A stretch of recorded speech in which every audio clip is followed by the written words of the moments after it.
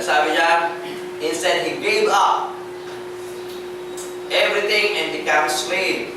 So makikita natin, ang sinasabi rito, si Jesus Christ, bagamat siya ay Diyos, hindi niya pinanangnan ang pagkapantay niya sa Diyos, kundi hinubad niya ito.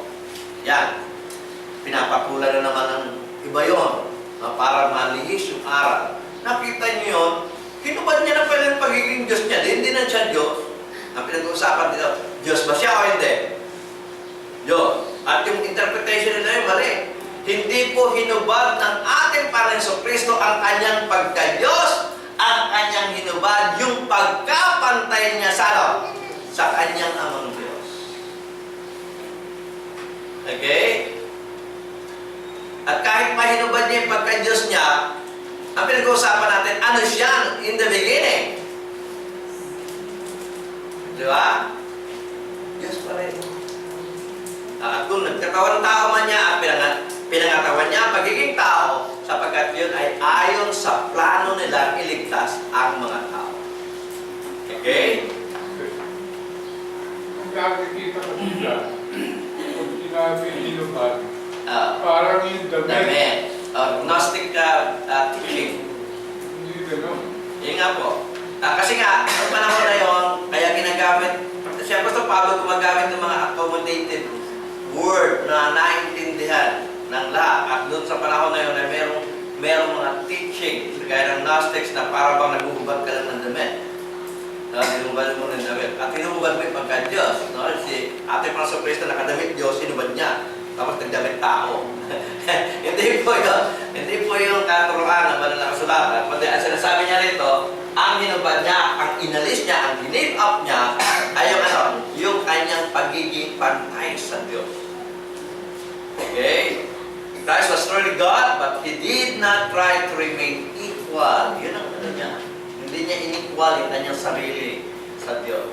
So dito, pinakikita lang dito yung humility. At yun talaga ang mensahe rito. Bagamat, yun ang mensahe, ang nakikita, pinakikita naman ako sa Pablo rito, sa kanyang illustration bagamat meron dalawang Diyos na pantay, merong isang Diyos na nagpakababa. Hindi kagaya natin, yung humility natin may problema eh. Pantay tayo sa mga kapwa natin tao. Di ba? Pero ang isip naman natin, itaas natin ang ating sarili sa Kanya. Di ba? Sino ba? Tao lang ninyo na. Mas magaling pa ako dyan, Di ba? Ang mentality natin, sa kapwa natin tao, nakapantay natin, ang mentality natin, taas pa natin ang ating sarili. Samantalang itong Diyos na ito, ang mentality niya, bagamat pantay siya sa kanyang kapwa Diyos, pinaba niya yung kanyang sarili. Okay? Inalis niya yung pagkapantay niya. Sabi niya, though it not robbery to be equal with God.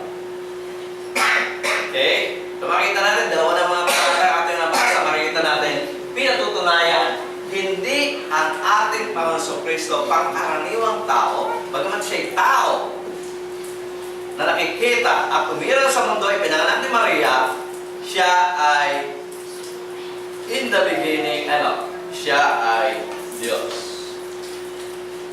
Okay? Sa talata ating babasahin sa Colosas na ating po pinag-aralan ng mga nakaraan, ang sabi po rito, for in Him, being in the flesh,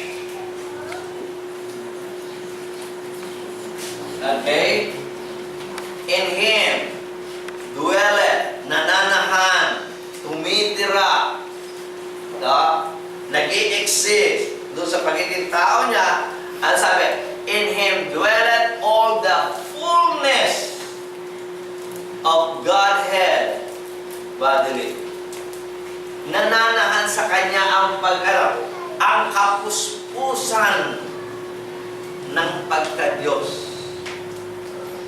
So, kaya nga hindi niya hinubad eh.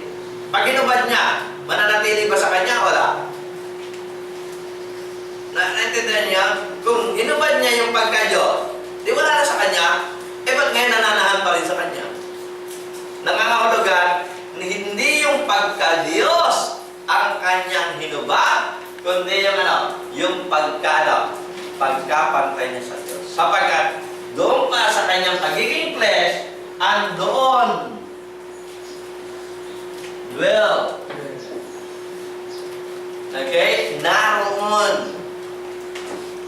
Bagaman nakikita mo siyang flesh, siya ay Diyos. At hindi lang basta pagka-Diyos, kundi yung fullness, yung kapuspusan ng pagka-Diyos ay nananahan sa Kanya, bagamat nakikita mo siya sa pagiging pagiging tao. At mahirap yun. Kahit sa atin, kung tayo ay umira sa panahon ng ating Panginoong Kristo na siya ay nasa pinanganak ni Maria at nandun na siya, nasa 30 years old na siya, na nangangaral siya, baka isa tayo sa mga hindi maniniwala na siya ay Diyos. Sapagkat makikita natin literal, makikita natin ang ating dalawang mata kung paano siya nabuhay dito. Pinangatawan niya ang pagiging tao. Umiiyak siya. Natatakot siya. Nauuhaw siya. Nagugutom siya. Naghahanap siya ng kalinga ng iba. Sabi mo, Diyos. Diba? Pero kaya nga ginawa niya yun ay para example sa atin. Pinanghawakan niya ang pagiging tao. 100% upang maging example sa atin. Wala tayong pwedeng ikatuwiran sa Diyos. Okay, no one is perfect. Eh, si Jesus na ay perfect. Ay, walang tao hindi makagawa ng kasalanan. Wala, si Kristo nga eh.